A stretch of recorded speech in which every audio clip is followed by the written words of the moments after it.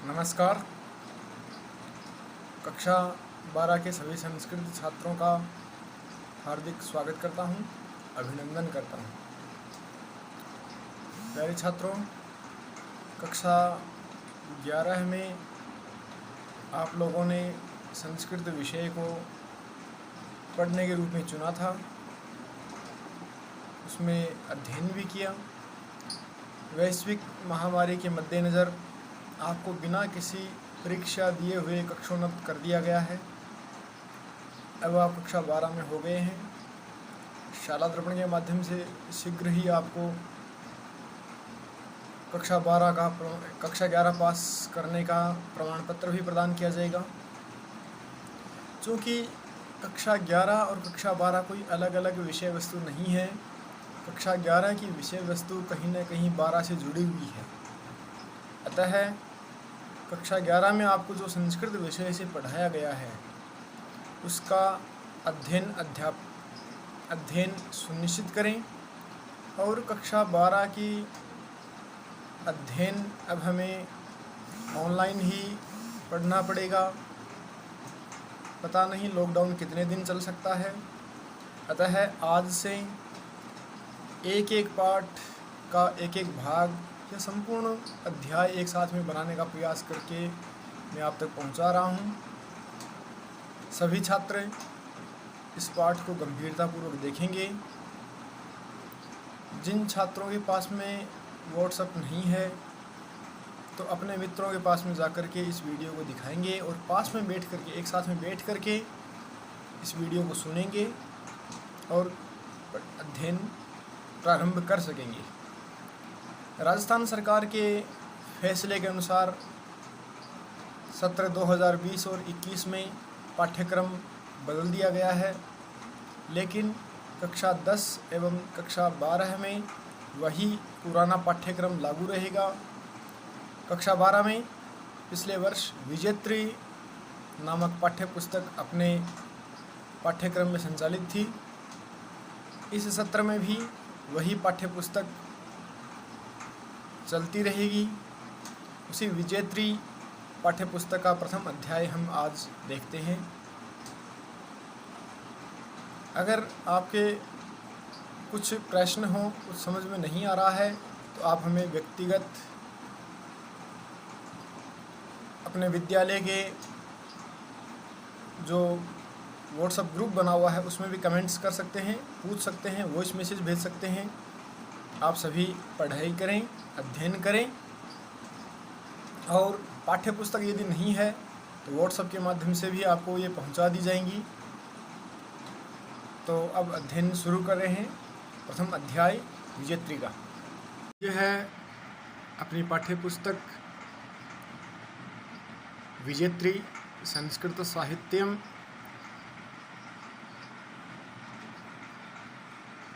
ये प्राक कथनम हो गया। ये अपना संस्कृत का पाठ्यक्रम रहेगा कक्षा 12 का। आज हम प्रथम अध्याय देखते हैं। यहाँ पर देख सकते हैं प्रथम पाठ मंगलाचरणम कहाँ से लिया गया है? वेदों उपनिषदः है। वेदों और उपनिषदों से अलग अलग मंत्रों का संकलन इस पाठ में किया गया है। मंगलाचरणम अस्माकं भारतीय संस्कृति ही मंगलमयी अस्ति।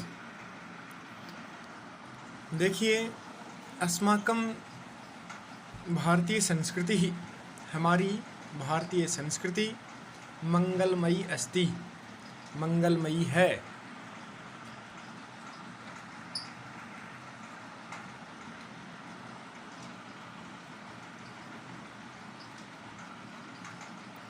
अस्माकं अस्मत् शब्द का षष्ठी का बहुवचन रूप है। अर्थ क्या बनता है? हमारी भारतीय संस्कृति ही, भारतीय संस्कृति मंगलमयी अस्ति। अस्ति है, कीदृशी अस्ति? मंगलमयी अस्ति। हमारी भारतीय संस्कृति मंगलमयी है। अत्र सर्वेषां कार्याणां निर्विघ्न समाप्तये मंगलाचरणं भवति। अत्र इति यहाँ सर्वेषां कार्याणाम।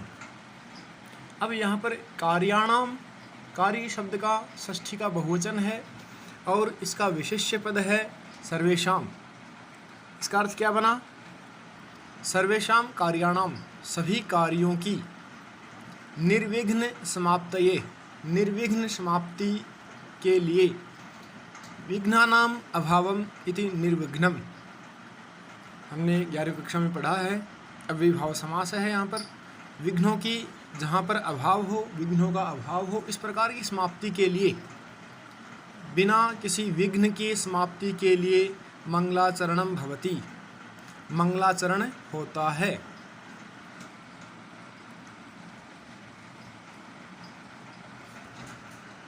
किसी भी कार्य को अपन प्रारंभ करते हैं, हम मंगलाचरण करते हैं कि इसकी निर्विघ्न समाप्ति हो। यही हमारी संस्कृति है और ये हमारी संस्कृति हमारी पहचान है, हमारे देश की पहचान है कि हम उस परम पिता परमात्मा को, उस महान शक्ति को नमस्कार करते हैं कि हे अदृश्यमान ईश्वर, हे परम शक्ति, हम ये कार्य प्रारंभ करने जा रहे हैं।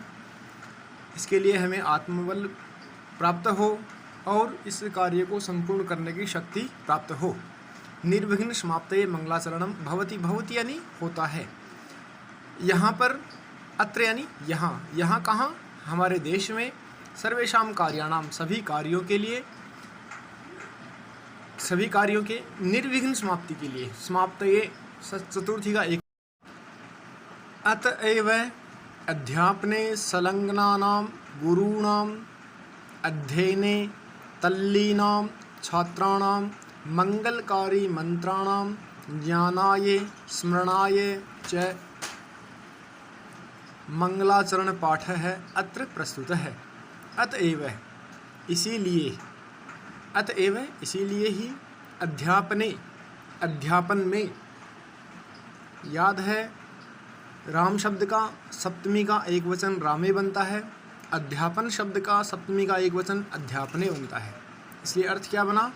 अध्यापन में संलग्नानाम गुरूणाम, संलग्न लगे हुए, गुरूणाम गुरुजनों को, इसलिए अध्यापन में संलग्न गुरुजनों को, अध्ययने तल्लीनाम छात्राणाम, और अध्ययन में, अध्यापन में संलग्न कौन है? गुरु, और अध्ययन में तल्लीन छात्राणाम।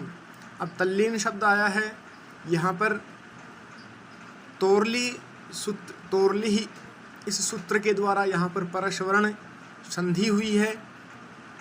तत् लीनाम छात्राणाम, अध्ययन में तल्लीन, लीन, मगन छात्रों के लिए, मंगलकारी मंत्राणाम, मंगल करने वाले मंत्रों के, ज्ञानाय स्मरणाय, ज्ञान के लिए और स्मरण के लिए।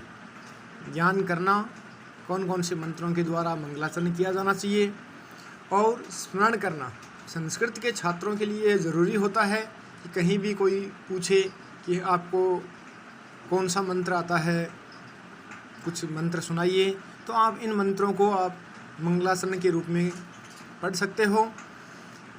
मंगलाचरण पाठ है अत्र प्रस्तुत है।